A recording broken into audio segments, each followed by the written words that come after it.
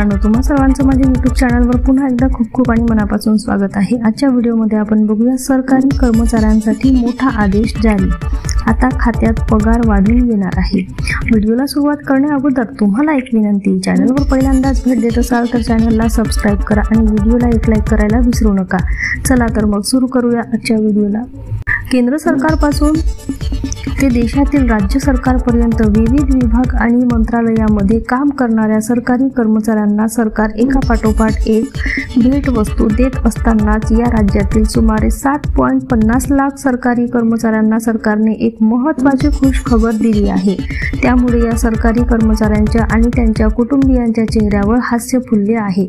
सरकारने वाढीव महागाई भत्ता देण्याचे आदेश जारी केले असून ऑगस्टमध्ये होणाऱ्या रक्षाबंधन सणापूर्वी वित्त विभागाने एक घोषणा केल्याने सरकारी कर्मचाऱ्यांमध्ये आनंदाचे वातावरण आहे। वास्तविक मध्य प्रदेश सरकारने काम करणाऱ्या लाखो कर्मचाऱ्यांबद्दल बोलत आहे। मध्य प्रदेश सरकारने रक्षाबंधनाच्या मुहूर्तावर 7.50 लाख सरकारी कर्मचाऱ्यांना मोठी भेट दिली आहे। सरकारच्या अंतर्गत काम करणाऱ्या कर्मचाऱ्यांना सध्या 46% महागाई भत्ता मिळत आहे, जो आता 42% महागाई भत्ता वाढला आहे। 46% ही वाढ 1 जुलै 2023 पासून लागू करण्यात आलेली आहे। थकबाकी खात्यात भरली जाईल।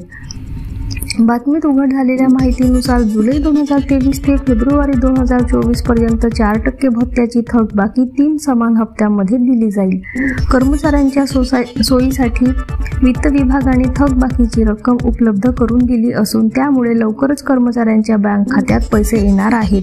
हे लक्षात घेण्यासारखे आहे की सरकार वेळोवेळी महागाई भत्ता अपडेट करते, ज्यामुळे चालू रकमेच्या 4% थकबाकी भरल्यास राज्याच्या मासिक पगाराच्या बँक खात्यात 900 ते 6500 रुपये जमा होतील।